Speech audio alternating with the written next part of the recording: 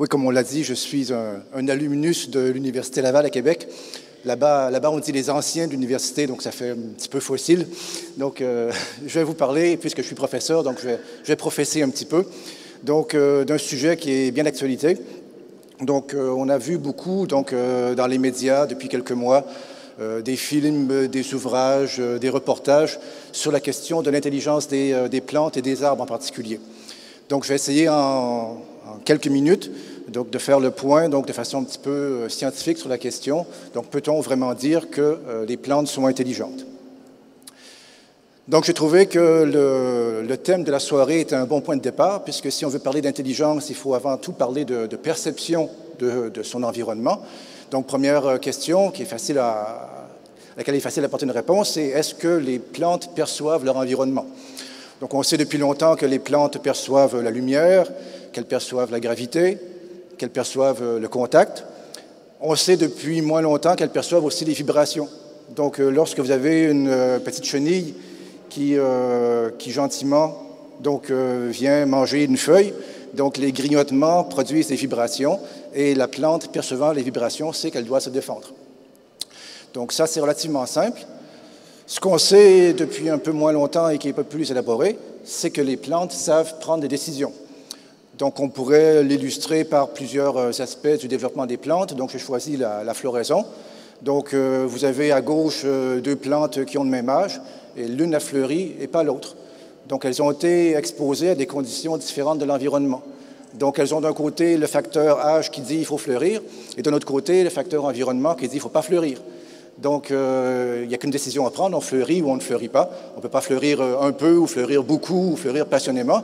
Donc, la plante sait intégrer des informations qui sont contradictoires et de là prendre une décision.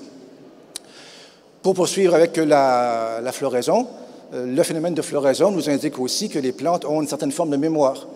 Le cas, par exemple, des plantes bisannuelles qui doivent passer par une période de froid pour pouvoir fleurir. Donc, leur première année de vie, la lumière est correcte, elles ne fleurissent pas. Et à leur deuxième été, donc dans les mêmes conditions de lumière, tout à coup, elles fleurissent. Donc, elles se souviennent que, quelque part, quelques mois auparavant, elles ont été exposées au froid. Et se souvenant de cette exposition au froid, elles vont décider de fleurir. Donc, c'est une forme de mémoire. Et encore plus élaboré, et l'objet d'intenses recherches aujourd'hui, on sait que les plantes communiquent. Alors, comment les plantes communiquent-elles? Elles ne le font pas comme nous, évidemment. Elles le font par des signaux qui sont chimiques, soit au niveau du sol. Donc, au niveau du sol, la plante peut attaquer des pathogènes, des ennemis. Elle peut attaquer d'autres plantes. Donc, c'est ce qu'on appelle l'allélopathie. Donc, l'homme n'a rien inventé lorsqu'il a inventé la guerre chimique. Donc, la guerre chimique, ça existe chez les plantes depuis des millions d'années. Mais la plante peut aussi se servir de ces signaux pour collaborer, pour appeler à l'aide des bactéries qui vont, par exemple, l'aider à croître. Et c'est le même principe au niveau donc, de la partie aérienne de la plante, tous les parfums floraux et autres molécules que l'on peut parfois détecter. Donc, la plante se sert de ces signaux chimiques pour attirer des insectes pollinisateurs ou, par exemple, attirer des coccinelles qui viendront la débarrasser de ses pucerons.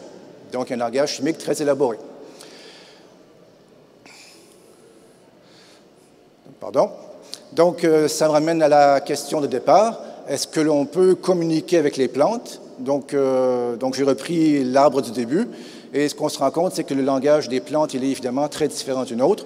Donc, le langage des plantes est un langage chimique. Et donc, comme j'ai écrit un petit peu sous forme de boutade, si vous voulez savoir ce que dit votre arbre, vous devez vous servir de votre nez. Maintenant, le langage des arbres, on le connaît très, très mal. C'est des centaines de molécules différentes. Donc, est-ce qu'il y a des messages très précis? Est-ce qu'il y a une grammaire, une syntaxe ou quoi que ce soit? Donc, on ne le sait pas. Les messages que l'on comprend sont du type attention insectes, attention bactéries, et le message est dirigé vers une autre plante qui, sachant qu'il y a ce genre d'attaque en cours, va donc mettre en place ses modes de défense. Donc, pour conclure, ceci, lorsqu'on veut parler d'une question telle que l'intelligence, il faut être très prudent, il faut faire attention donc, aux termes que l'on emploie.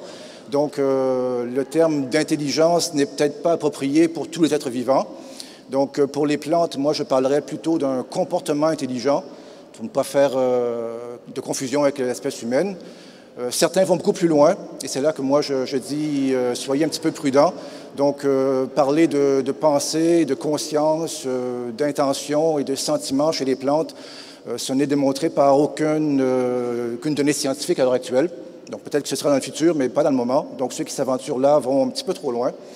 Et être bien conscient, donc il y a en fait plusieurs formes d'intelligence. Et c'est le message sur lequel je voulais terminer. C'est que le problème, souvent, donc en biologie et en général, c'est de toujours tout ramener à l'espèce humaine. Donc, la vision très anthropocentriste de l'homme qu'on a, du monde qu'on a depuis longtemps, est un petit peu mise de côté. Donc, il faut bien voir que l'homme est une espèce parmi les autres espèces vivantes, que chaque espèce a ses caractères propres, différentes formes d'intelligence et différents caractères. Et donc, il faut voir le monde vivant pour ce qu'il est et pas toujours le ramener à nous-mêmes. Donc, merci de votre attention.